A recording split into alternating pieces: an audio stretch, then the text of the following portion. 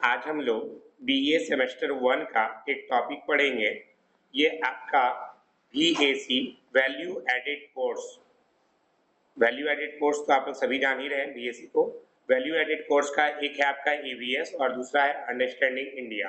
तो आज हम लोग ईवीएस का एक टॉपिक इन्वायरमेंटल साइंस, जिसको हम लोग पर्यावरण विज्ञान के नाम से भी जानते हैं, उसी का एक टॉपिक आज हम लोग करेंगे, ग्लोबल वार्मिंग, यानी कि वैश्विक तापमान बढ़ना, उसी के बारे में हम लोग पढ़ेंगे।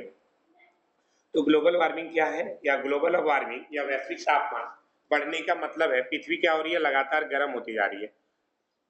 और वैज्ञानिकों का कहना है कि आने वाले दिनों में सूखा बढ़ेगा, घटनाएं बढ़ेगी, मौसम का मिजाज पूरी तरह बदला हुआ दिखेगा।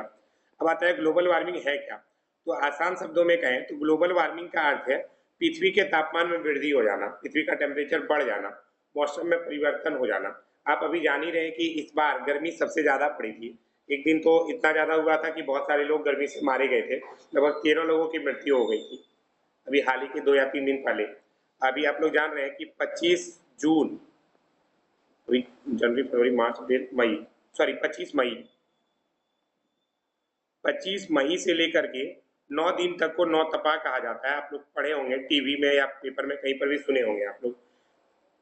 तो ये जो 9 तपा में क्या होता है, टेम्परेचर पृथ्वी का बहुत ज्यादा बढ़ जाता है। बोलिए। तो पृथ्वी के तापमान में क्या हो रहा है, निरंतर वृद्धि हो रही है। इसे 100 सालों के औसत तापमान पर 10 फ़ारेनहाइट आंका गया है। परिणाम स्वरूप क्या हो रहा है, बारिश के तरीकों में बदलाव आ रहा है, हिमखंड ग्लेशियर पिघलते जा रहे हैं और समुद्र के जलस्तर में वृद्धि हो रही है और जंतु जगत में प्रभाव बहुत ज्यादा हो रहा है। ग्लोबल वार्मिंग क्या है, दुनिया की कितनी बड़ी समस्या है, यह बात एक आम आदमी नहीं समझ पाता, क्योंकि उसे यह शब्द जो है थोड़ा टेक्निकल वर्ड लगता है कि ग्लोबल वार्मिंग, ऐसा वर्ड सुनने में सब अटपटा लगता है।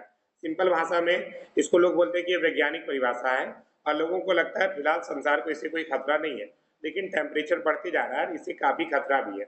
इसी कारण से लोग इस बारे में बात करते हैं। अभी बहुत कोई स्टेटस वगैरह लगा रहा है कि भैया पेड़ लगाना चाहिए। आज आपका क्या है, 5 जून है। 5 जून को क्या मनाया जाता है, किसी को याद है? 5 जून क्या है आज?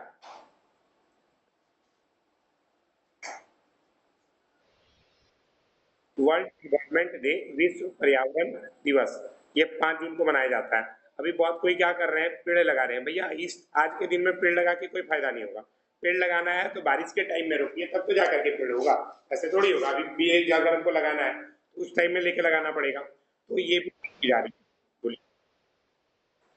हम सभी को पेड़ लगाना भी चाहिए, उसकी देखभाल भी करनी चाहिए, ताकि क्या हो, पर्यावरण थोड़ा अच्छा हो सके। और पेड़ लगाएंगे तो बाद में उसके फल भी मिलेगा, लकड़ी भी मिलेगी, आप सभी जानते हैं। जिसके पास जमीन है पेड़ जरूर लगाइए। तो ग्लोबल वार्मिंग क्या है, भविष्यवाणियां की जा रही है कि 21वीं शताब्दी का यह सबसे बड़ा खतरा होगा और तृतीय विश्व युद्ध या किसी क्षुद्र ग्रह के पृथ्वी से टकराने से भी बड़ा माना जा रहा है। कि अगर भैया तीसरा विश्व युद्ध होगा, उससे भी बड़ा खतरा क्या है, ग्लोबल वार्मिंग है। ग्लोबल वार्मिंग के पीछे कारण क्या है, तो इसके पीछे मुख्य कारण जो है ग्रीन हाउस गैस है। आप लोग क्या करते हैं अभी, सब कोई एसी का यूज करते हैं। एसी से क्या निकलता है, क्लोरोफ्लोरोकार्बन निकलता है। ये क्लोरोफ्लोरोकार्बन क्या करता है, पर्यावरण को प्रदूषित करता है। आप लोग मोटरसाइकिल पूरा हीरोगिरी मारते हैं, चलाते रहते हैं, उसके फलस्वरूप क्या होता है, पर्यावरण प्रदूषित होता है। कैसे होगा सर पर्यावरण प्रदूषित, उससे जो कार्बन डाइऑक्साइड निकलता है वो पर्यावरण को प्रदूषित करता है। तो हमें कोशिश करना चाहिए कि पब्लिक ट्रांसपोर्ट का यूज करें। थोड़ा सा आप लोग एग्जाम में अपना लाइन में भी लिख सकते हैं।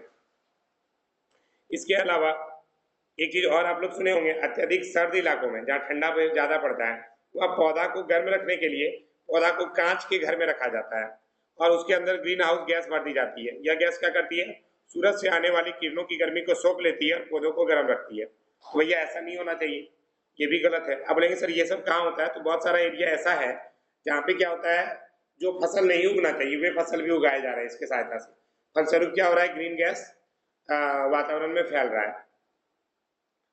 तो ये क्या कर रही है, हमारे पर्यावरण को गर्म कर रही है। इन गैसों का अस्तित्व अगर हमारे में नहीं होता तो पृथ्वी पर तापमान वर्तमान से काफी कम होता। ग्रीन हाउस गैस में सबसे महत्वपूर्ण क्या है, कार्बन डाइऑक्साइड। आप लोग का मोटरसाइकिल से पूरा निकलता है, कारखाना से पूरा निकलता है। अभी आप लोग देखते होंगे टावर चौक के पास बहुत सारा लड़की लोग एकदम रील्स बनाने के लिए जाती है, स्कूटी लेकर के पूरा स्टाइल मारती है। उसके कारण भी क्या हो रहा है, पॉल्यूशन हो रहा है भाई। फालतू का स्कूटी लेकर के नहीं घूमना चाहिए इधर उधर। इससे हमें जीवित प्राणी अपने सांस के साथ उत्सर्जित भी करते हैं। पर्यावरण वैज्ञानिकों का कहना है कि पिछले कुछ वर्षों में पृथ्वी पर कार्बन डाइऑक्साइड गैस की मात्रा बढ़ते जा रही है। कार्बन डाइऑक्साइड के उत्सर्जन और तापमान वृद्धि में गहरा संबंध बताया जा रहा है। 2006 में एक डॉक्यूमेंट्री फिल्म आई थी, द इनक्यूमेंट ट्रूथ। यह तापमान वृद्धि के ऊपर और कार्बन उत्सर्जन पर केंद्रित था। और इस फिल्म में मुख्य भूमिका में कौन थी?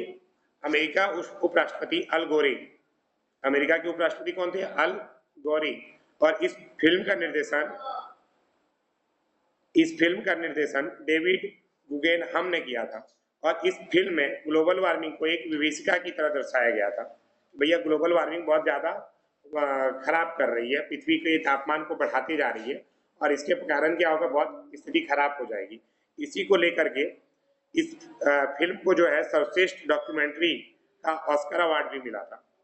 और आज भी ग्लोबल वार्मिंग पर क्या हो रहा है, बहुत सारा शोध जारी है।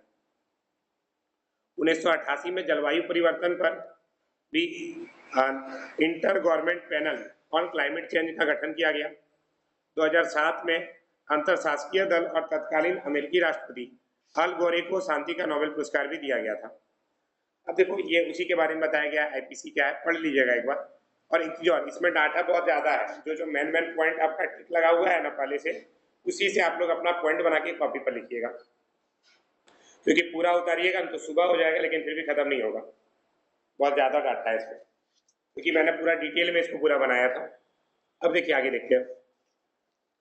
इस रिपोर्ट में कहा गया कि ग्लोबल वार्मिंग में 90% योगदान जो है मानव जनित कार्बन उत्सर्जन का। हम लोग कार्बन बहुत ज्यादा उत्सर्जित कर रहे हैं।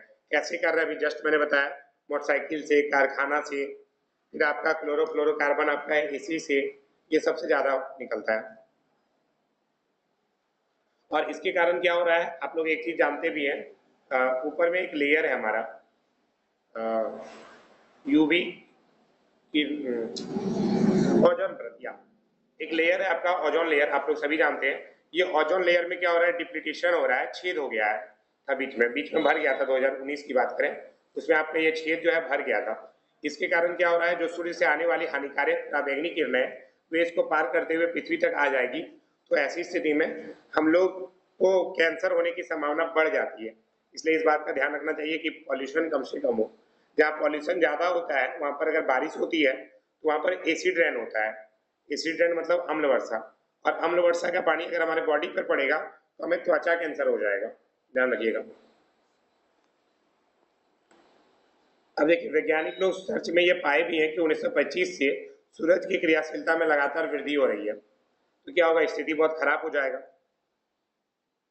हालांकि बहुत सारा शोध वगैरह भी हो रहा है। इसके बाद ये भी कह रहा है कि अगर तापमान बढ़ते रहेगा तो एक टाइम क्या होगा, सारा बर्फ पिघल जाएगा।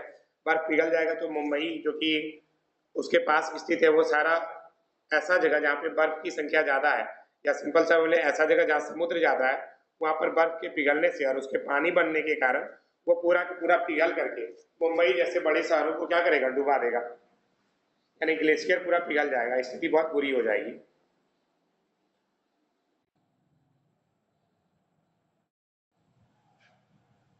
तो ये जलवायु परिवर्तन का प्रभाव भी बहुत ज्यादा हो रहा है। इसी को लेकर के बहुत सारे मुद्दे पर शोध भी किया जा रहा है। आप लोग सभी को ही जानते हैं, पृथ्वी सम्मेलन भी आयोजित हुआ था रियो डी जेनेरो में।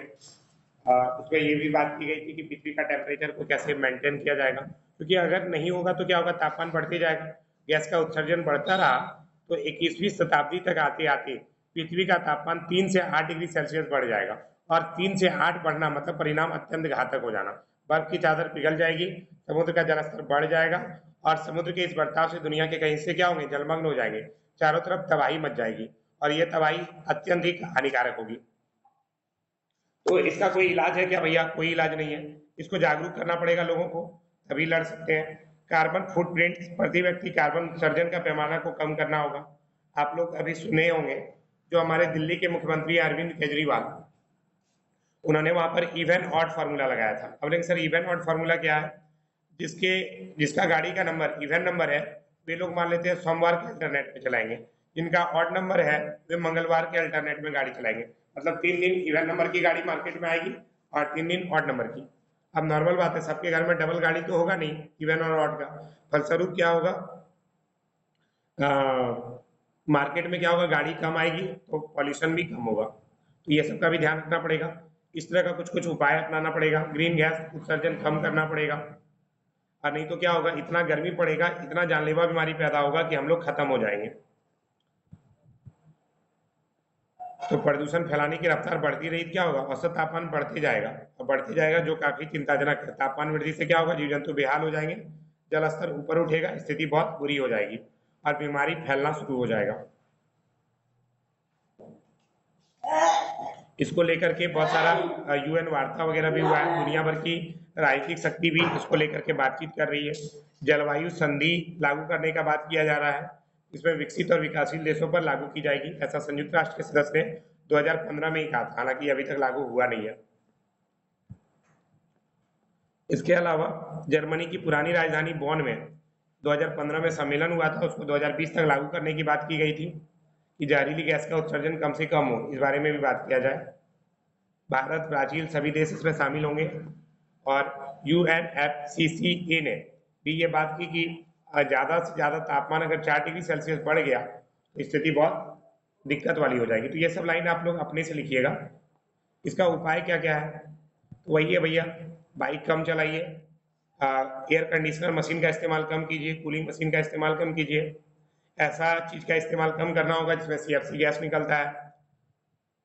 औद्योगिक इकाई से चिमनी से निकलने वाला धुआं हानिकारक है, इसको रोकना पड़ेगा। वाहनों का जांच कर करके वाहनों को रोड पर उतारना चाहिए। हमें इलेक्ट्रिकल वाहन का उपयोग करना चाहिए, आप अपना लाइन में लिखिएगा ये सब, इलेक्ट्रिकल वाहन का उपयोग करना चाहिए। जल संरक्षण पर बल देना होगा, पेड़ों की कटाई रोकनी होगी, पवन ऊर्जा, सौर ऊर्जा, पनबिजली, इन सब चीज़ों पर ध्यान देना होगा। जंगलों में आग न लगे, इस बात पर ध्यान देना पड़ेगा। तो इस प्रकार आप लोग का ये टॉपिक जो है पूरा कंप्लीट हो जाता है। मैं आशीष सर आपके साथ हमेशा बना रहूँगा, जहाँ भी दिक्कत हो पूछिए, जरूरत हो तो कॉल भी कर लीजिएगा। आज का क्लास इतना ही रहने दे रहे हैं, यहाँ तक किसी को कोई दिक्कत है तो पूछ सकते हैं।